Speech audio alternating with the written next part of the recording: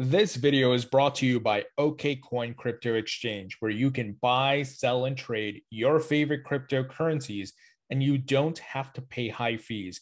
OKCoin has very low fees, lower than many of the other crypto exchanges in the market. You can also stake your cryptocurrencies and keep 100% of the rewards. There are no fees. Other exchanges charge fees. OKCoin allows you to keep 100% of the rewards. Sign up with OKCoin, link in the description. Hi, everyone. Welcome back to the Thinking Crypto channel. With me today is Jack McDonald, who's the CEO of PolySign and Standard Custody. Jack, great to be speaking with you today. Thank you. Thanks for having me. Jack, I'm excited to speak with you because there's a lot going on with PolySign partnerships and exciting news, and I want to learn more. But before we get there, let's start with your background. Where are you from? Where did you grow up? I grew up in Chicago, the heart of the Midwest. I went to school on the East Coast, and I've been living in San Francisco for the last 20 years. What did you do before you were working at PolySign? I believe I saw on your LinkedIn profile you're at UBS. Can you tell us a bit about your background there? Sure. I've been in traditional finance basically my whole career before getting into the digital asset space. So went to law school, never practiced, got into Wall Street as an institutional stockbroker. I was a relationship manager at UBS that dealt with a lot of alternative asset managers, so hedge funds, pension plans, VCs, private equity, and then ended up joining a private company called Conifer that was based in San Francisco. Took over for the founder. We had a broker-dealer business and a fund administration business that I grew pretty meaningfully. Brought on Carlyle as an investor, and then ultimately sold those businesses to, I sold the broker-dealer to Cowen and sold the fund admin to another public company, SS&C. So history has a way of repeating itself. And that's how I got to know the guys at Cowen, or one of the ways. So what pulled you into the crypto industry, and how did you end up at PolySign? Well, I can tell you I had zero interest in joining a startup or necessarily in going into crypto. But after selling Conifer, I was meeting with a VC friend of mine who was an early investor in Ripple. And he said, you have to meet Arthur Britto. He's this fascinating guy. He's thinking about building a crypto custody business, and you should meet him. And so I met Arthur. I was immediately blown away by his intellect, his vision, and also just a super guy that I've gotten to know and become friends with, but to work with him, as well as really excited about some of the other board members that he was assembling. And so I decided to join a startup in the digital asset space. You know, I think I had a pedestrian understanding at the time of the difference between Bitcoin and blockchain, could maybe have wung it at a cocktail party or something, but have learned a tremendous amount over the last 3.5 years. And it's really been a great experience. I want to get back to Arthur, but first I want to ask, what are you holding in your crypto portfolio since getting into the space? What respective coins or tokens? Yeah, I'm pretty boring, I have to tell you. I own Bitcoin, which is my largest position, Ethereum, XRP. I own a little USDC and own some Solana. Very nice. Tell us about Arthur, because he's a very private person. Doesn't do any media. No, I don't think folks even know what he looks like. And as much as you can disclose that, there's a lot of people anxious to hear, well, who's Arthur? What does he look like? Who's this guy? What does he do? Right? If you can tell us a bit about him. Yeah, well, I'll tell you two things. One, I want to respect his privacy. He's a very private person, and that's just his choice. And so I want to respect that. I can tell you that I've learned an enormous amount from him. And he's just a true intellect. He's a savant in terms of the way he thinks and the ideas he comes up with. He's a gentle giant, as I like to tell him. He's very passionate about what he does and his beliefs. He goes the extra mile of wanting to work with people to educate them. So he is very involved, with the day-to-day, where team members need his help. Well, he's not running the business day-to-day. He's definitely involved from a strategic standpoint. And he's become a friend. He's just a terrific person. I did ask him probably maybe 2 or 3 months into working with him. I said, Arthur, I'm going to be the CEO of this company that you founded. I just need to know, are you Satoshi? Because I was kind of seeing all this. I don't think he'd mind my bursting the bubble, but he said, if you think about it, he said, if I was Satoshi, would I have then gone and basically designed and developed the XRP ledger, which is faster, more scalable, more environmentally friendly, cheaper, faster, better in every kind of, as you stack it up. And I said, that's a pretty good point. So I'm going to put that conspiracy theory to rest. I'll never know for sure, but I don't think he's Satoshi. Well, a lot of people are going to be like, wow, okay. But, because I see a lot of those tweets and the comments and the questions. So thank you for clarifying that. Well, it's just my own personal opinion, but I take it for what it's worth. So let's talk about PolySign. Crypto custodian. Tell us a bit about what services you offer, what makes it different from other custodians. Sure, great question. So first, just to level set, PolySign is the parent company that we started a little over 3 years ago. And our mission there is to build enterprise-grade infrastructure powered by proprietary blockchain technology to focus on custody and settlement, are the two areas that we're focused on. For custody, we decided to become a qualified custodian and get a license ultimately in New York and be a qualified custodian through a trust bank charter. And we established a subsidiary called Standard Custody and Trust. And so that's the business that we're delivering a custody solution out of. We will continue to develop more IP at the parent company level. We have a product that's targeting more settlement, which is probably a more of a 9-month sort of development before we bring that to market. We're working on some very interesting proof of concepts with some large global asset managers and global banks. So that's a little bit further off, but the market-facing business that we're launching first is Standard Custody and Trust. That business is chartered to provide custody and escrow services to institutions. So we differentiate ourselves from many of the providers out there in that we're only focused on institutions and we are focused on custody. So we're not trying to be an exchange. So we're not a retail and institutional exchange and custodian. So we're very different than a Coinbase or a Genesis or a Gemini in that regard, rather. We think of ourselves as also being differentiated in terms of the background of the people. So we've got people like Arthur, David Schwartz, Ripple's current CTO and chief cryptographer, as a board member and an advisor and investor. Also Tim Keeney, who ran all asset servicing businesses globally for BNY Mellon for 12 years, including custody, largest custodian on the planet. He's on our board and a very active advisor. So we've got a lot of heft on the cryptography, blockchain side, and also on the traditional finance side. So that's one of the differentiators. Another differentiator is we're the only custodian that has a blockchain at our core. And that's really important for a number of different reasons. They tend to do with the level of security that we offer, but also providing a very regulatory compliant framework that we can basically store and audit every step of every transaction, every authorization that's made, et cetera. And so that's something that certainly has impressed the regulators and the insurers that we work with, and we believe it's going to be a differentiator. We have another differentiator in terms of the product, and that we utilize services of independent third-party firms that help with the verification process when transfers are made.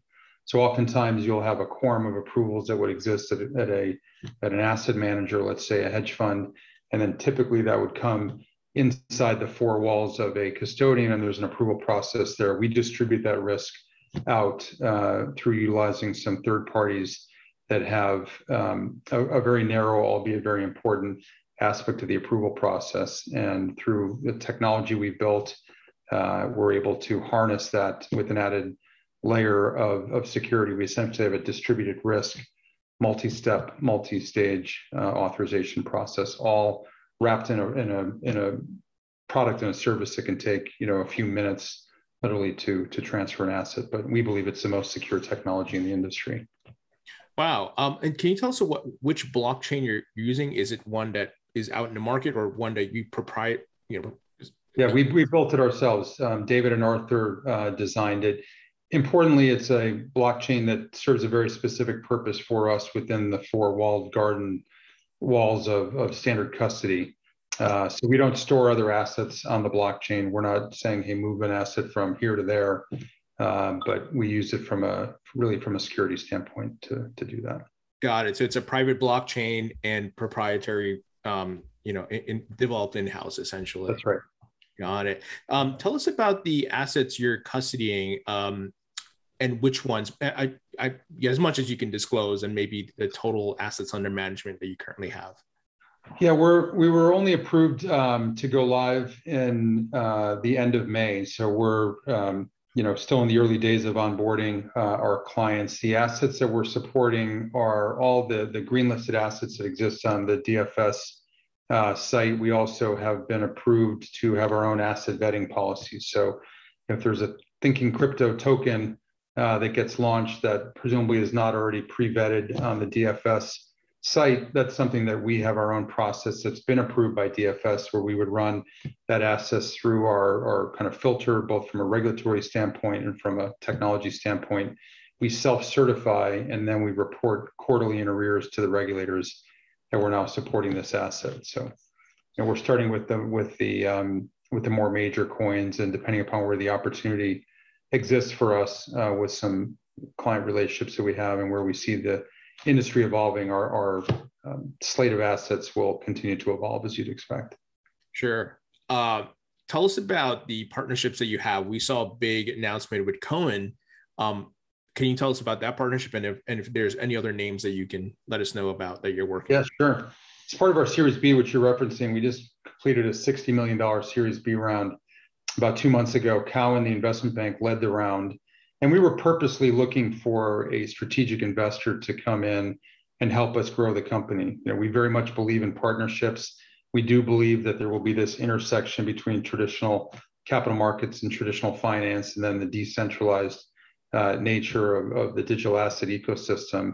And we also believe in evolution, not revolution. And so working within the framework, again, we have a lot of pedigree coming from traditional capital markets, and we wanted to harness that. I knew the Cowen guys, and specifically Dan Charney, the co-president, from having worked with Dan at UBS, but also Cowen bought the broker-dealer that I was running at Conifer, and really liked the way that firm not only approached that acquisition, but also just the way that they operate. They've been around for about 100 years. It's a top 10 investment bank in the US, and they have a very agile way, an entrepreneurial way of working with their clients and their people. Culturally, it's a great place that I've gotten a prism into, and they really are known for identifying megatrends and getting behind them holistically as an organization. A good example is what they're doing recently with SPACs, or prior to that with cannabis. And so I called Dan and asked him what their digital asset strategy was a number of months ago, and he said it's perfect timing. We're actually going through right now the strategic planning around how we are going to really re-platform our global markets business to support digital. And one thing we're not going to do is build our own custody platform. And so investing in PolySign and standard custody was a real strategic fit for them. And what we're looking to do with them is to support Cowen as they build out their business. You can think of us really as acting as a sub-custodian to the prime brokerage business that they have. They want to adopt their trading, their margin financing business, their stock loan business, et cetera, and trading, whether it's spot or derivatives or swap, but to support digital assets and all those different business units. And so we're working behind the scenes with them to come to market with a joint sort of product where we can be the custodian for clients, and they would do some of those other capital market services. And I will say the last 2 months has been highly instructive in terms of the learning through, I think we've had 60 or 70 different client conversations. And that thesis has been reaffirmed that clients of Cowen's want to continue to do business with Cowen. I think the ability to have a known and familiar face across the table where there's a partnership is established, and then leg into digital assets and by extension work with us is something that we're getting an enormous amount of really positive feedback on doing. And I think sometimes it's a bridge too far for some of these traditional asset managers to think about setting up accounts at a bunch of different crypto exchanges and going and identifying a new third-party custodian. Whereas through the Cowen partnership, I think we're really facilitating a much more seamless entree into digital assets for some of these managers. Yeah. We also have a new investor through Series B as well, blockchain.com, different type of business, more retail focused, more non-US than US, where Cowen's really institutional, more US than outside. Blockchain.com has a number of strategic initiatives to grow their business in the US and specifically to build out an institutional asset management brand for them. And so there are very strategic ways that we're planning to work with them to help facilitate their growth initiatives. And you'll see more, I think, partnership announcements from us coming out through the balance of the year and next. So tell us a bit about the vision. I know you touched on some of it. Would it be that Standard Custody is providing custody service for banks, hedge funds, different investment firms? Would that be the target clientele, so to speak? That's right. We think about single managers. So it could be a hedge fund, it could be a family office, it could be a pension plan. We're talking to some pension plans and endowments right now. I used to service that clientele in my old life.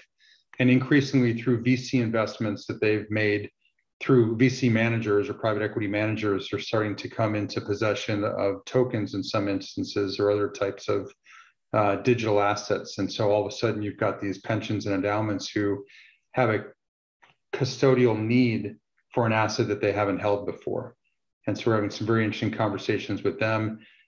We've also designed our platform from day one to be compatible with the traditional service providers out there in the capital markets. So we're more than happy to be a sub-custodian for a larger bank. Being regulated in New York allows us to do that in a more profound way than if we had been licensed in a lesser jurisdiction of a Wyoming or South Dakota or Nevada or somewhere else, working with New York regulated financial institutions. So whether you appoint us directly or whether we act as a sub-custodian or potentially even license our software, which we're having some enterprise-like conversations, we're flexible in terms of how we'll approach a client partnership. Well, it sounds like you got the coveted BIT license, which I know a lot of crypto companies, there's a long line for that. Yeah. That's awesome. Tell us about the custody and, do you guys have insurance and how is it stored? I'm assuming cold storage and you have your data centers and so forth. Can you tell us a bit about that? Sure. I'll tell you what I can tell you, obviously. Love to have you sign an NDA and we'll do a demo for you at some point. But yes, we do have insurance. We got our insurance, our crime insurance through Marsh, which we're extremely happy with. They've been terrific to deal with. And really, I think thoughtful in terms of how they're approaching the business, the relationships they have with the underwriters.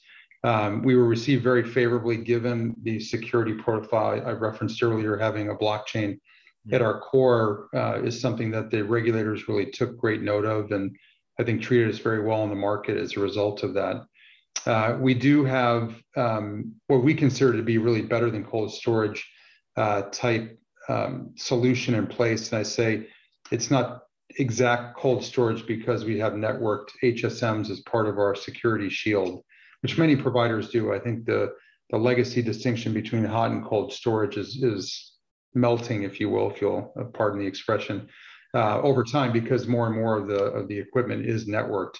But we use HSM clusters as part of our approval process at the front end. We've got a lot of biometrics that we use and encrypted hardware, really end to end, that we think is quite unique.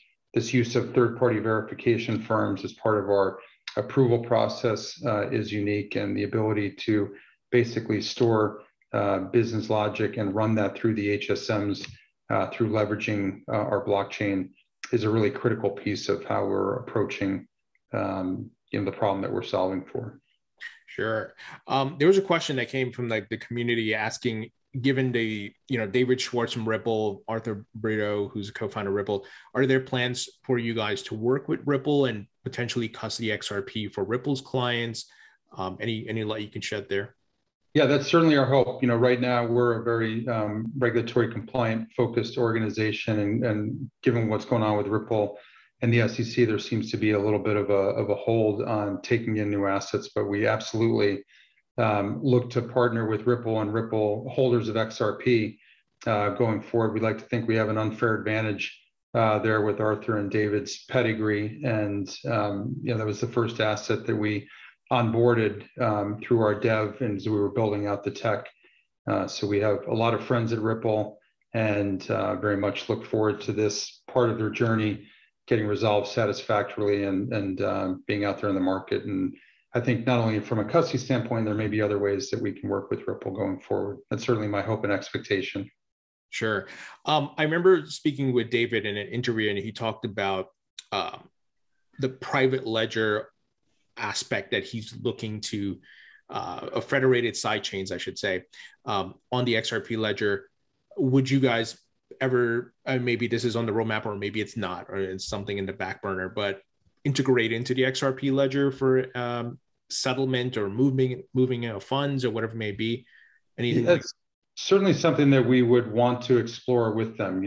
I personally am a big fan of what Ripple's doing, a big fan of Brad's, and where they go, I'm always interested to see. And to the extent that we have technology or solutions or services that are in our playbook that can be collaborative and supportive of what Ripple's mission is, we always want to identify those partnership opportunities and promote them. Yeah, absolutely.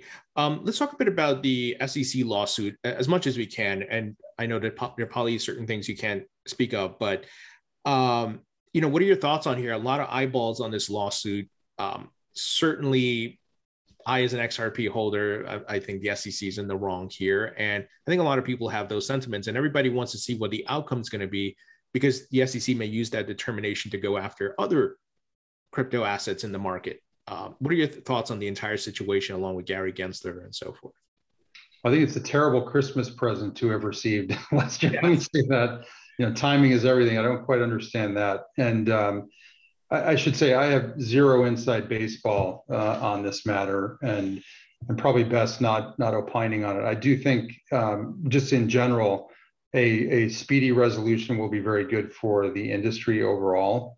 And I think, on a broader topic, that one of the factors I think that's holding back mainstream institutional adoption is this lack of regulatory clarity. And Gary Gensler coming in, he's got a lot of experience and knowledge around digital assets, which I think is a good thing.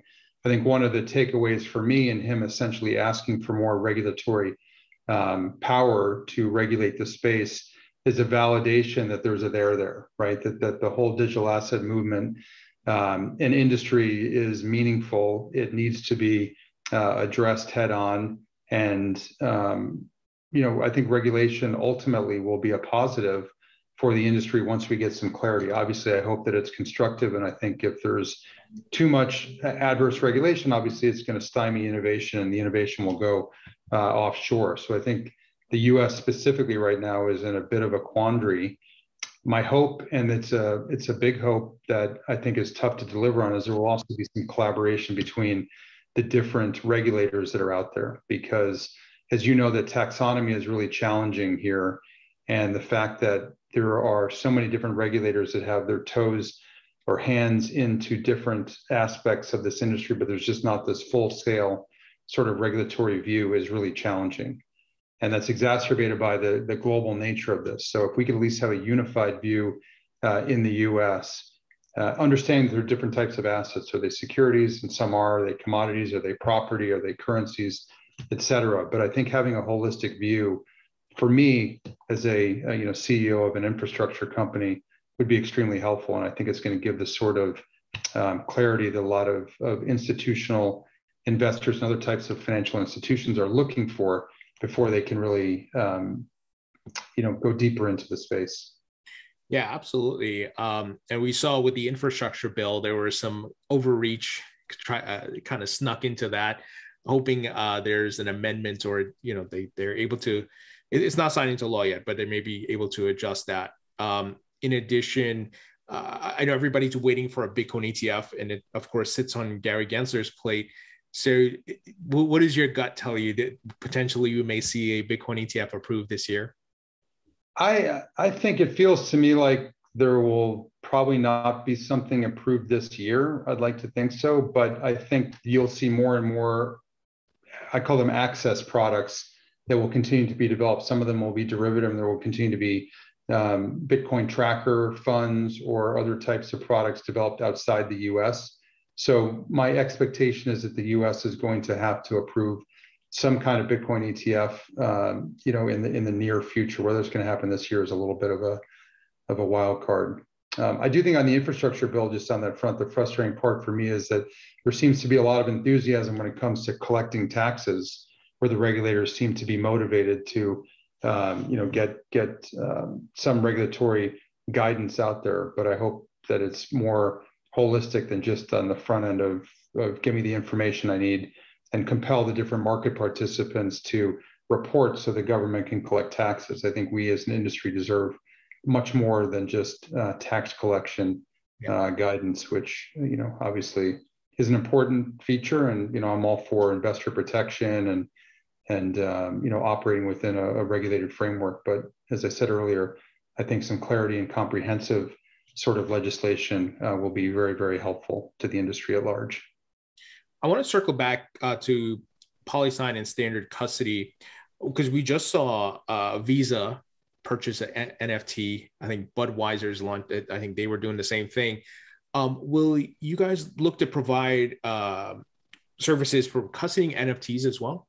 Absolutely. We're in a couple of conversations as we speak around doing that. And I think one of the really fun parts of being in this industry is that it evolves so quickly, right? And so, nobody knew what an NFT was a year and a half ago or whatever it was. And, all of a sudden it's quite the rage right now.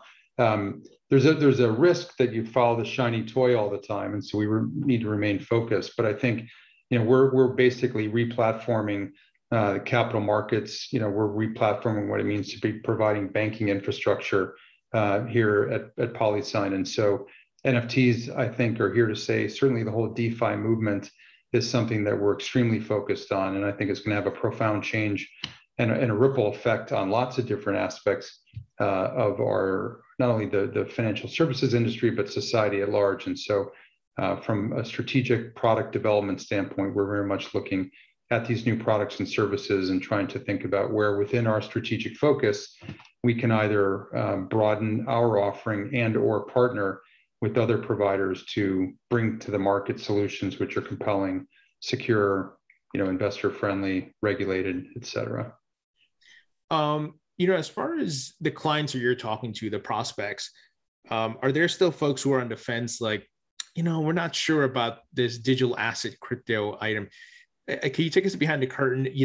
What are like some of their concerns? And is it like we just talked about the regulatory thing, or it's, we're not too sure about this disruptive technology yet? There's a lot of interest in learning about the space. As I referenced earlier, since the Cowen partnership, we've literally had 60 to 70 calls in 2 months. And the interest level ranges from, hey, love to learn more, to the PMs and the head traders have been investing for a while, to they've got a couple of holdings in a portfolio, but want to really broaden this out. And I think the three common factors that I take away most, in no particular order, are education, just broadly speaking.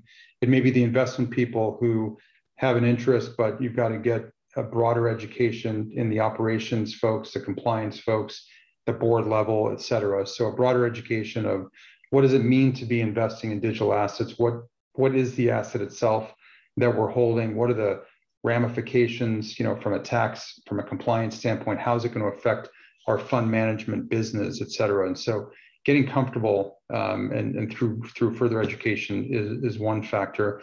A second major factor is infrastructure.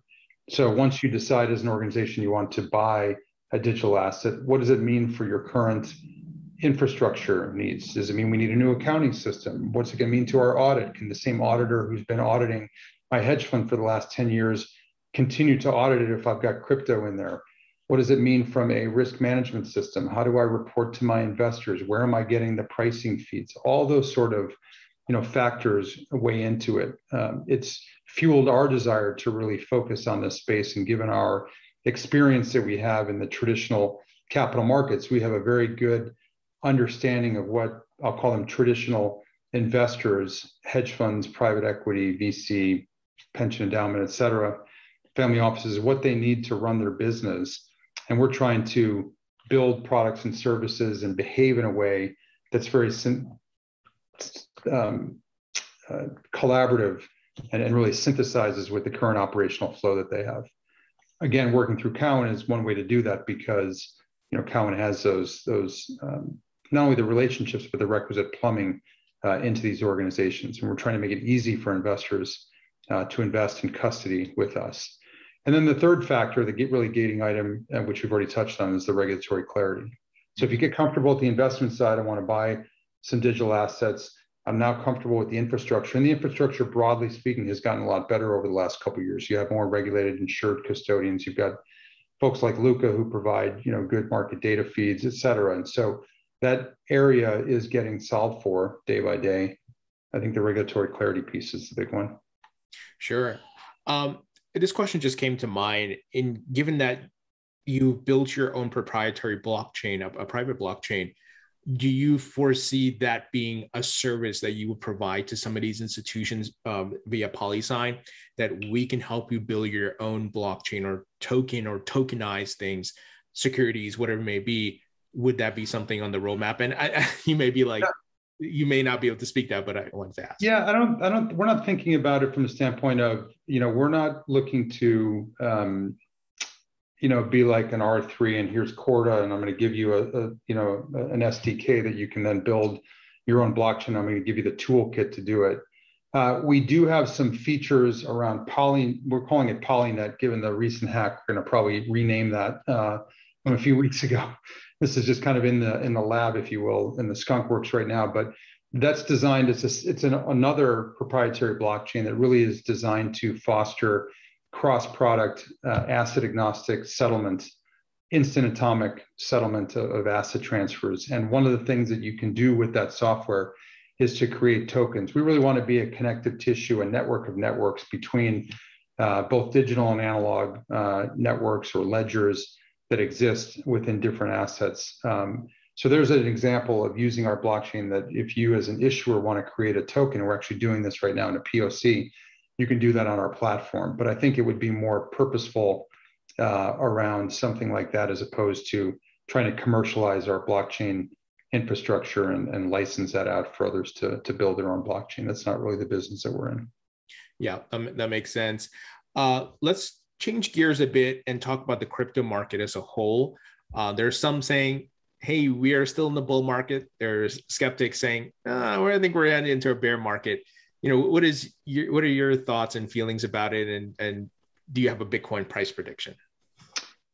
I am certainly long-term bullish. Won't surprise you. I'm in the industry. And I think the trend is up and to the right. We're going to continue to have periods of volatility and pullbacks like we saw, over the last couple of months.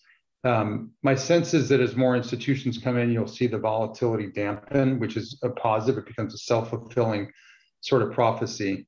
My Bitcoin specific price target, I would just say it's higher year end. I'm a buyer, but it's going to go higher and lower before then. But I think the trend is the friend. And when my aunts and uncles and cousins at the family reunion this summer, are getting shaken out and they ask, I say, hold your nose and buy more with a longer term horizon. Good advice. And what are your thoughts on companies putting Bitcoin in a balance sheet? MicroStrategy, Tesla, and then we see El Salvador is going to make it a legal tender. I think today we heard about Cuba. They're going to be looking to adopt Bitcoin as well. What do you think about this trend? And do you see it continuing as well? I think you'll see selective companies continue to do it. I think there's some companies that may be doing it for a little bit of PR. And I get that. I think, which is different than countries adopting it. I still think Bitcoin is a long way off before it becomes a real legal tender means of exchange in any sort of broad-based use. But I do think that for countries like Venezuela or El Salvador, where you have just rampant inflation, I was once told in Venezuela, you get your paycheck, you run and spend it immediately, like literally hoarding off the shelves, because the purchasing power of that will be less a week from now. There's no ability to save in these highly inflationary countries. And so for places like that, I think Bitcoin has a real use case. And from a balance sheet perspective, I think if you have a firm view on it being a real hedge against inflation, the true digital gold, that for certain companies, it does make sense to have it on the balance sheet. And you will see, I think, particularly more financial service oriented companies starting to do that, the PayPals of the world or others, who are also developing a use case internally for digital assets. It will become part of not only a hedging strategy, but also from a kind of treasury management standpoint, a core component to how corporations manage their finances. Yeah, absolutely. What are your thoughts on what seemed to be a mining ban by China, where miners started moving to other countries? And what was cool, a lot of them came to the United States. Right. They seem to be having a Bitcoin mining boom industry in the United States, creating jobs, revenues, and so forth. What are your thoughts about that? I think that, net a positive. I think the real positive for me is just the breaking up with a centralized hub that we had in China, which, I don't think it should be centralized in any country. Say what you will about China, maybe not the best place to have, the bulk of the computing power centralized there. So I think about it more as just a net positive for the industry when the monopoly gets broken up, if you will. Net, that's a good thing. I don't have a long-term informed view on mining in the US vis-a-vis other countries. I think you're going to see a lot more proof of stake work going on anyways. And so I think on a relative importance basis, mining probably over time starts to decline a bit. But that's probably another conversation. Let's talk about central bank digital currencies. We see different governments around the world are building their CBDCs. Here in the United States, there's talk about a digital dollar. I spoke to Chris Giancarlo, who's part of the Digital Dollar Project. One of the things I brought up was how does it maintain the Constitution, right to privacy? I want to get your take, and if there's any conversations you've been a part of and perspectives on where we're headed and everything being digitized and tokenized, and part of that is fiat currencies being tokenized. Yeah, I think it's the trend, right? I know, and I'm a bit of a Luddite. I'm 55 years old, and I'm finding myself reaching for my fiat a whole lot less than I used to, right? More and more is happening on your phone and with credit cards, et cetera. And my kids laugh at me when I pull out a checkbook. So I think the whole, future trend towards digitization of currencies is definitely here. You're going to see it in smaller, more nimble countries first, Sweden's of the world, et cetera, or in countries that really need it. Maybe it's the El Salvador, for reasons we spoke of. Bermuda, obviously a big initiative, and they have the ability, I think, to be more front-footed, just given the relative size of the country. But I follow what Giancarlo is doing, and I think one of the unintended consequences of the pandemic was a realization from many countries around the use and utility of having digital currencies and how you can more easily move money where it needs to go in digital format, and how many of the existing kind of operational flows around traditional finance and banking are really archaic. And there's obviously technology that exists that could ameliorate a lot of those problems. And so I think it's a steady, it's going to take a while for sure. But I think we'll look back 5-10 years from now, and we'll be much further ahead as it relates to central bank digital currencies than we are today. So I would, I'm long that thesis for sure. Yeah, and it seems to your point, we're going to the cashless society. It's already happening, but even the tokenization of assets, real estate, stocks, and so forth, everything will be digitized and like 24/7 trading, no opening and closed bell to a certain degree. And it sounds like you guys are building to help facilitate some. We're absolutely building to facilitate that, and frankly, we're more excited about that aspect of the digital asset opportunity set, or the TAM, if you will, than we are about cryptocurrencies specifically. I'm long-term certainly bullish on crypto. I own it personally, and it's a core part of our business. But when I think about what the TAM, or total addressable market, for us is, I think it's going to be on the non-crypto side of the digital asset spectrum. And we are, as it relates to this other business we have, doing some very, very interesting proof of concepts right now with some global banks and global asset managers around tokenizing real estate funds and other types of assets. And I think it's only a matter of time before you see other types of securities, stocks, bonds, et cetera, that get tokenized, traded in a much more liquid and fluid fashion. Really, really exciting time to be in this industry, and particularly on the infrastructure side. We've got more ideas than we have people to execute on them, and that's an exciting place to be. That's awesome. So I want to wrap it up here with some quick rapid fire questions, such as, what's your favorite food? I'm a fish eating vegan, so I love Mediterranean food. Very nice. Favorite musician or band? Any band that my brother Michael, through his Mick management business, represents. It's in the music business. Got it. Got it. Favorite movie? Favorite movie, I think, is The Graduate. Good one. And favorite book? Anything by Ernest Hemingway. Very cool. And when you're not at PolySign or standard custody, what are you doing for fun as a hobby? Spend a lot of time with my family, my kids. We're big skiers. We live here in San Francisco, so a lot of sailing as well. Sailing, biking, skiing. That's awesome. Jack, pleasure chatting with you. Really looking forward to future announcements around standard custody and PolySign as you bring more institutions on board. But thank you so much for joining me today. You bet. Thank you. It's been a pleasure.